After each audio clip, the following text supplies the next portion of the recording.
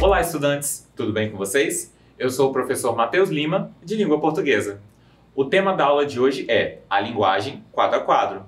Hoje vamos entender como as figuras de linguagem são utilizadas nas histórias em quadrinhos. Antes de começarmos, aqui vai um recado para as professoras e professores que nos acompanham. Esta aula foi planejada para o 9º ano dos anos finais, buscando analisar os diferentes efeitos de sentido produzidos pelo uso de figuras de linguagem, como a comparação, a metáfora, metonímia, personificação, hipérbole, dentre outras.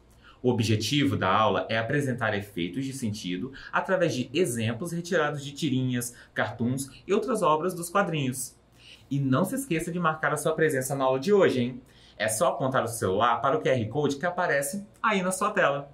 Informações dadas, vamos à aula?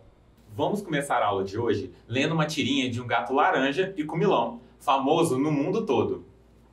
Eu acabei de dar comida aos pombos lá do parque. Quanta gentileza! Ele está engordando eles para mim. E aí, você já conheceu o Garfield?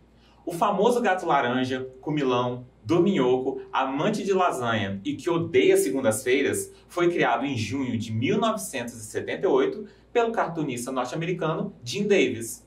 Nos seus mais de 40 anos de vida, as tirinhas de Garfield são publicadas em mais de 2.000 jornais ao redor do mundo e são um dos exemplos mais conhecidos do gênero de história em quadrinhos, as famosas HQs. Eu tenho certeza que você já leu alguma revista em quadrinhos, riu de alguma tirinha publicada em algum jornal, ou mesmo fez alguma atividade de interpretação que usava as HQs. As histórias em quadrinhos são um dos gêneros textuais mais famosos do mundo, conquistando adultos e crianças. Suas características mais marcantes são o uso de quadros para construir as cenas, diferentes tipos de balões para indicar falas, pensamentos, sussurros, gritos, etc. O uso de elementos verbais e também elementos não verbais, que são, no caso, as palavras e as imagens, para construir a narrativa. Mas deixa eu fazer uma pergunta para vocês. Quando eu falo em histórias em quadrinhos, quais são as histórias e os personagens que vêm à sua mente? Pensa um pouquinho aí.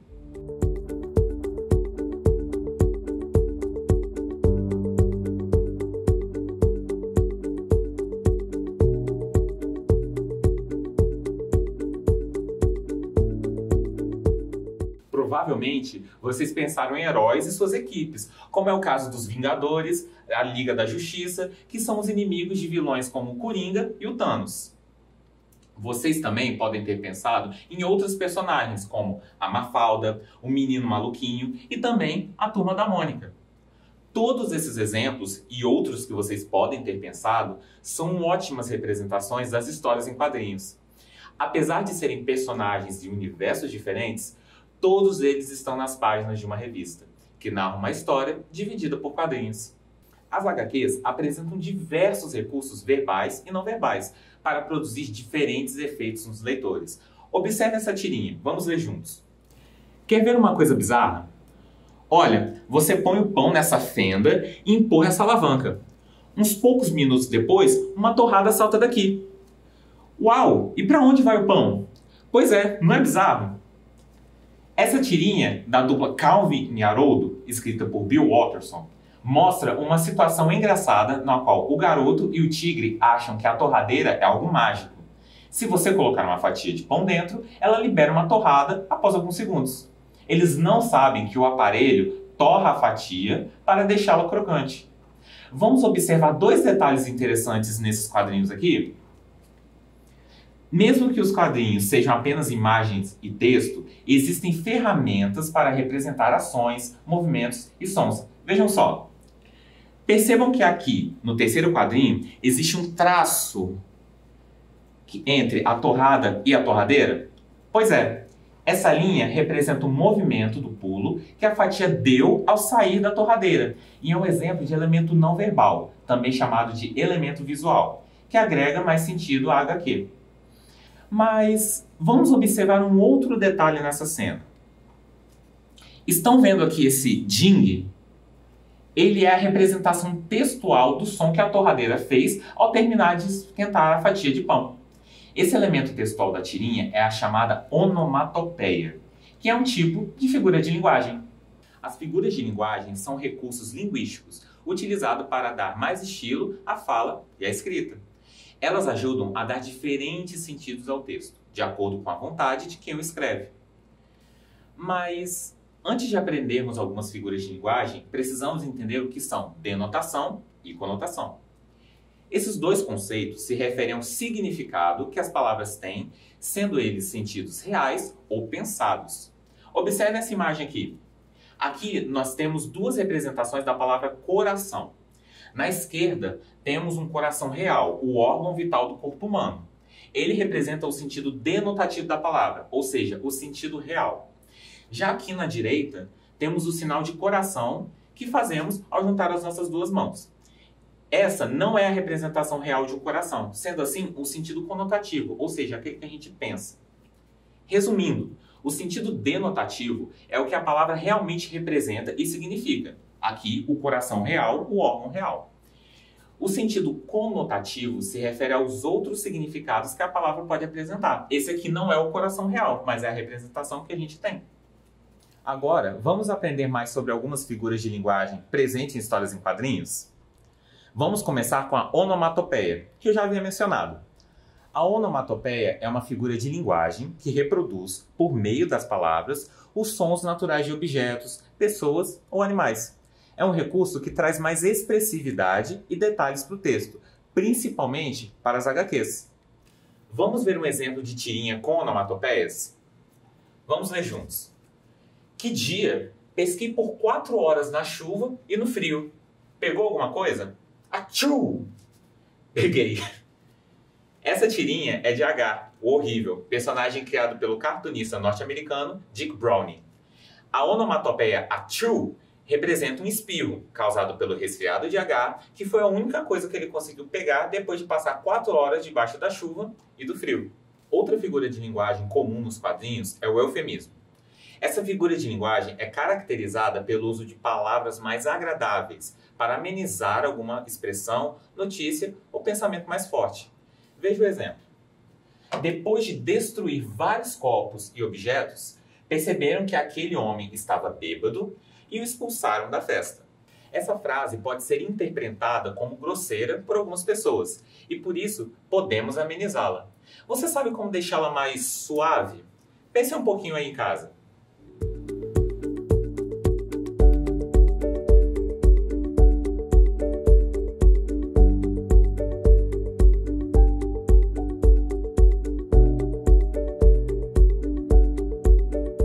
Pensaram? Olhem como eu fiz. Depois de quebrar vários objetos, perceberam que aquele senhor estava alterado e ele foi convidado a se retirar da festa. O eufemismo ajuda a tornar uma mensagem ou texto mais leves, mais agradáveis de se ouvir. Vamos ver um exemplo de eufemismo em tirinhas? Ei, Minduim, adivinhe, estou concorrendo à rainha da primavera na nossa escola. Que interessante! A Lucy já foi escolhida na nossa escola. A sua escola tem um padrão de exigência bem baixo, hein, Minduim? Ela disse parabéns. Essa é uma tirinha da série Peanuts, conhecida como Minduim aqui no Brasil, criada pelo cartunista norte-americano Charlie Schulz. Vejam que nessa tirinha, o eufemismo é utilizado para gerar humor. A amiga de Minduim faz pouco caso da escolha de Lucy como rainha da primavera. Para não deixar a sua colega muito constrangida, Charlie Brown ameniza a situação e omite o que a outra garota fala, dizendo apenas que a garota disse parabéns para Lucy. Outro caso de figura de linguagem utilizada para gerar humor em tirinhas é a ironia. A ironia nada mais é do que sugerir o contrário do que se afirma, como se fosse uma zombaria. Mas como assim, professor? Vejam esse exemplo. Quando Júlia esbarrou na porta, Guilherme disse: "Você enxerga tão bem, Júlia." A fala de Guilherme ironiza a situação. O que ele quer dizer, na verdade, é que Júlia não enxerga tão bem, já que ela bateu contra a porta. Nos quadrinhos, a ironia é utilizada para provocar crítica ou humor. Vejam. Sabe quanto tá o quilo da carne, Anésia? R$ 40. Deus me livre, vou virar vegetariana. Vou comer só peixe. Peixes nascem em árvore, eu suponho. Nessa tirinha do cartunista William Leite, a personagem Dolores diz que vai virar vegetariana e irá comer só peixe. A protagonista, Dona Anésia, ironiza a fala da amiga que pensa que peixe não é um tipo de carne também. A última figura de linguagem que veremos hoje é a antítese. Você já ouviu falar dela? A antítese é utilizada para realçar o sentido do texto, aproximando ideias com sentidos opostos. Observe esse exemplo. Água mole, pedra dura, tanto bate até que fura. A frase reúne duas ideias para intensificar o sentido que quer passar. A água é líquida, ou seja, mole, e vai batendo na pedra, que é dura, até desgastá-la. Esse ditado popular usa a antítese água mole e pedra dura para realçar a importância da persistência. Vamos ler um trechinho agora de uma história da Turma da Mônica que fala sobre a amizade. A amizade nem sempre é pensar do mesmo jeito, mas abrir mão de vez em quando. A amizade é como ter um irmão que não mora na mesma casa. Nesse trecho, para explicar um sentimento tão forte como a amizade, ocorre uma antítese. Entre algumas palavras, temos as ideias de discordar e concordar, além do conceito de irmãos que não moram na mesma casa, como se fosse aquela ideia de irmãos de outra mãe, sabe? Agora, vamos colocar em prática o que vimos hoje? Mas antes, vocês já marcaram a presença de vocês na aula de hoje? Se ainda não, basta apontar o celular de vocês para o QR Code que aparece aí na sua tela. Agora sim, vamos praticar? Questão número 1. Qual dessas características não faz parte das histórias em quadrinhos? Letra A. É comum o uso de diferentes balões para expressar falas, pensamentos, gritos, sussurros. Letra B. As cenas são divididas em quadros. Ou letra C. Nos quadrinhos ocorre somente o uso de palavras nos balões, sem imagens. Tempo para vocês.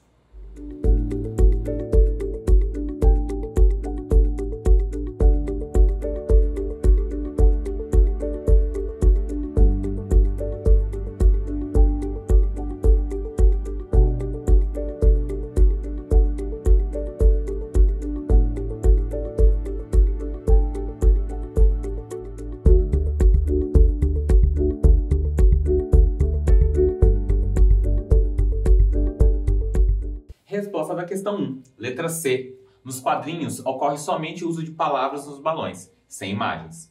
Nos quadrinhos é essencial o uso de imagens, ilustrações ou desenhos. Existem histórias, inclusive, que são compostas apenas de cenas, sem qualquer fala. Questão número 2. Vamos ler essa tirinha juntos. Sabe por que gosto de cães? Eles não têm opinião própria. Au, au, au, au, au, au, au, au, au. Ninguém lhe perguntou nada. Qual a figura de linguagem presente nessa tirinha? Letra A, ironia. Letra B, onomatopeia. Letra C, eufemismo. Tempo para vocês pensarem.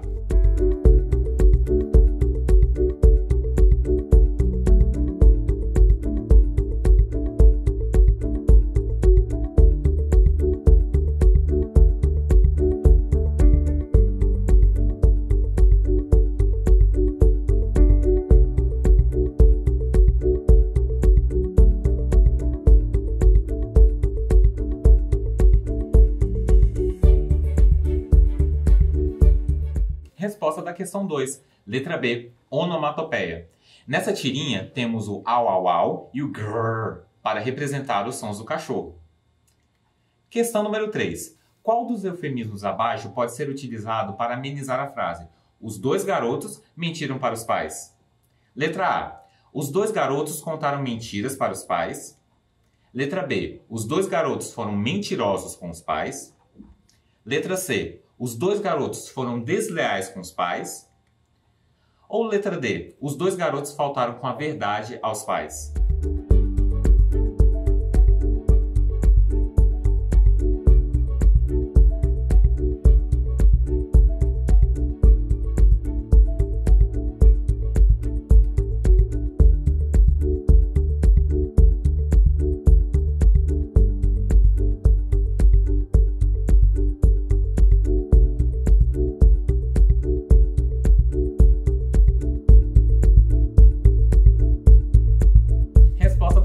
3, letra D.